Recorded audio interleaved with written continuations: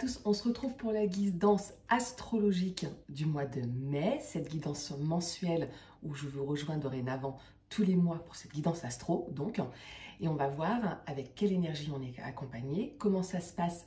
Alors pour les signes, je vais procéder par éléments, donc les signes de feu, les signes d'air, les signes d'eau et les signes de terre. Et si vous avez envie d'aller plus loin, de voir vraiment votre signe, je vous mettrai le lien en légende où vous pourrez aller chercher, où vous pourrez aller choper votre signe et potentiellement votre ascendant si vous en avez besoin, pour voir plus en profondeur ce qu'il en est. Je vais sélectionner 3 cartes pour chaque élément, donc comme je disais, comme on va procéder par élément, pour voir un petit peu quelle énergie nous accompagne pour ce mois de mai.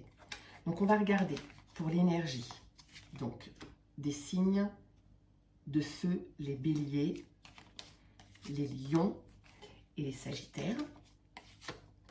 Pour les signes d'air, les gémeaux, les balances et les verseaux.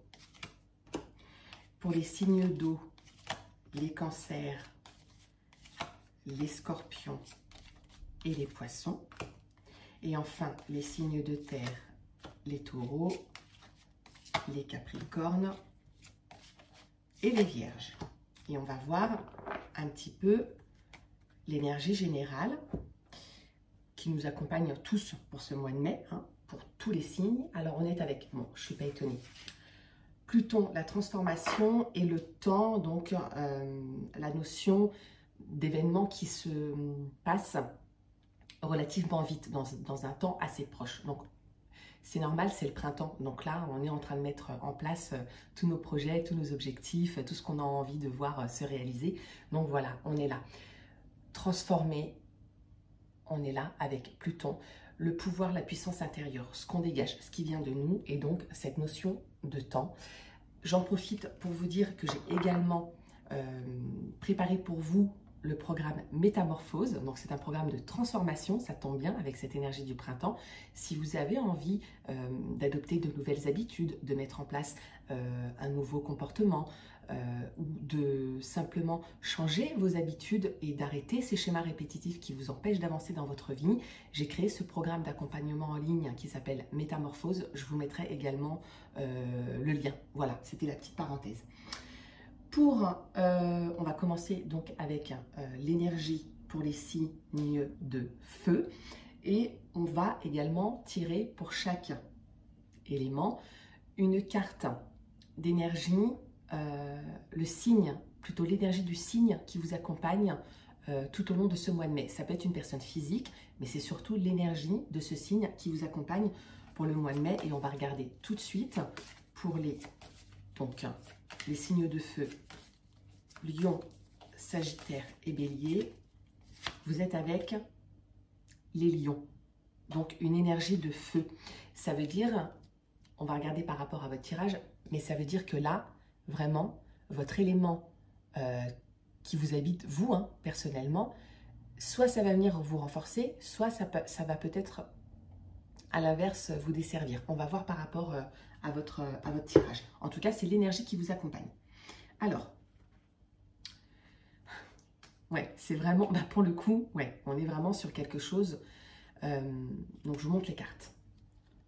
Le feu, le soleil, et donc les partenaires avec la maison 7, les unions, les mariages, ça peut être aussi les unions pour ceux qui sont plus axés d'ordre professionnel là, et qui ne sont pas du tout axés sur le sentimental, ça peut être aussi ces unions-là. Même si normalement c'est une autre maison, mais là on est dans une guidance générale, ça peut être aussi ça. Bien que normalement c'est vraiment plutôt les mariages, les partenaires. Là, en fait, c'est vraiment votre élément, votre rayonnement naturel, vous, les signes de feu dont on parle. Vous êtes vraiment dans la créativité, votre charisme, votre leadership naturel ressort. Et donc, effectivement, ce mois de mai, pour vous, va être un moment peut-être important, peu importe le projet, puisque vous vous engagez quelque part avec une personne ou dans un projet, peu importe. Alors, les maisons, ça peut être aussi bien les maisons de 1 à 6, c'est ce qui parle de nous, c'est notre état intérieur.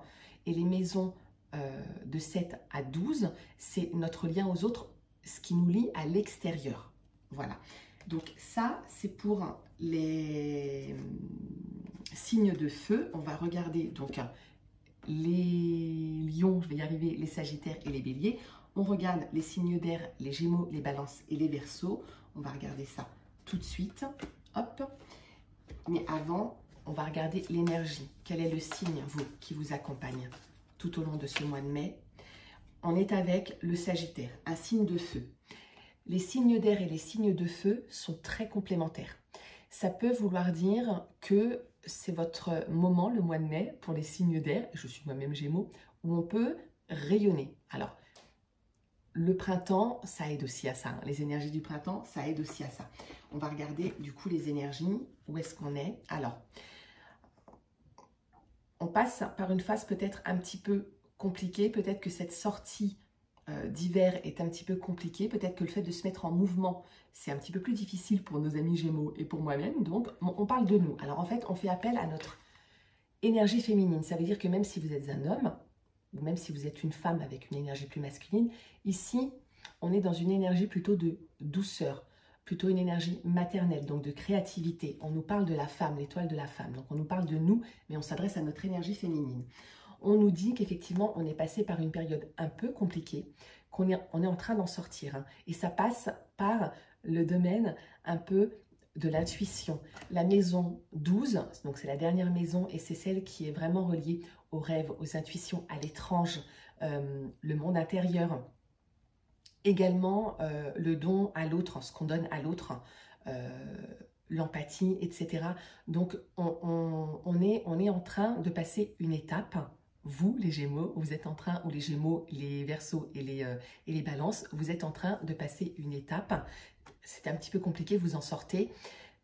Peut-être encore un petit peu trop intériorisé, mais c'est quand même pour aller vers l'autre, donc ça devrait quand même bien se passer, surtout qu'on est accompagné du fameux Sagittaire, ce signe de feu. Ensuite, pour les signes d'eau, les cancers, les scorpions et les poissons, ok, je regarde tout de suite le signe qui vous accompagne pour ce mois de mai, et on est avec le Gémeaux. Alors, c'est très bien parce que les signes d'eau sont plutôt des sentimentaux. L'eau, c'est le mouvement, c'est la vie, mais c'est aussi les émotions et les sentiments. Et donc,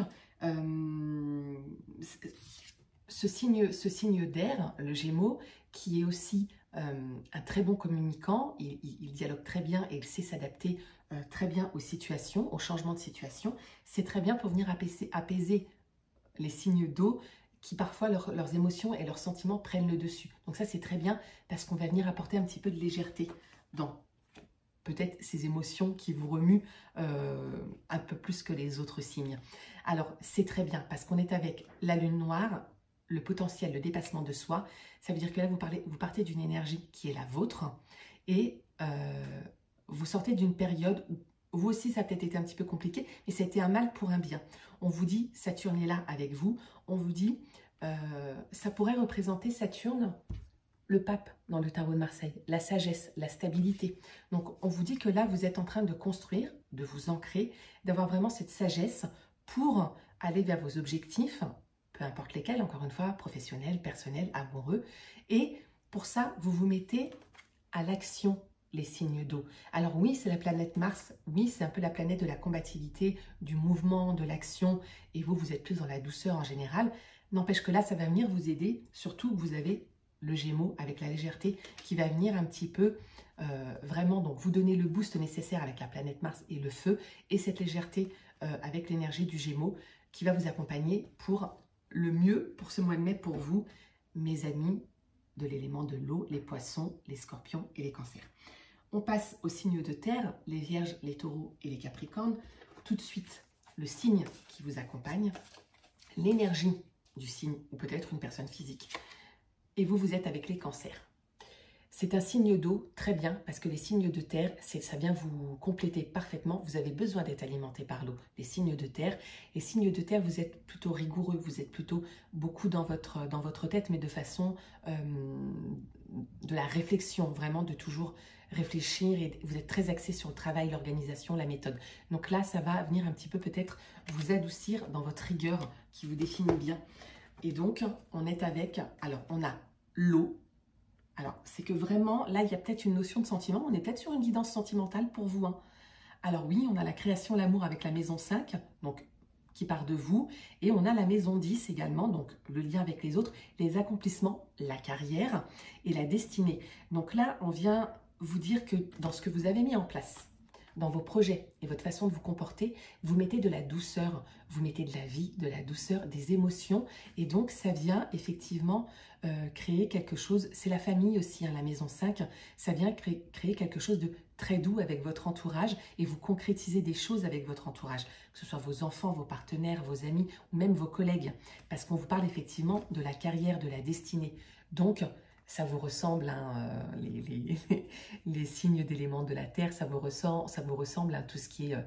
vous êtes, alors, pour beaucoup, après ça dépend de votre ascendant et votre signe lunaire, mais c'est vrai que vous êtes de très bons travailleurs, vous êtes des carriéristes, hein, vous vous débrouillez très bien dans ce domaine-là, dans le domaine de la matière. Donc là, ce qui est cool, du coup, pour le mois de mai, c'est que vous y mettez beaucoup de douceur et beaucoup d'amour. Voilà, j'espère que cette guidance vous aura parlé, vous aura fait du bien. N'hésitez pas à la partager à ceux qui en auraient besoin. Je vous mets tous les liens. Vous me retrouvez pour une prochaine vidéo bientôt. Voilà, c'est tout. Je crois que je vous ai tout dit. Prenez soin de vous, je vous embrasse et je vous dis à très vite.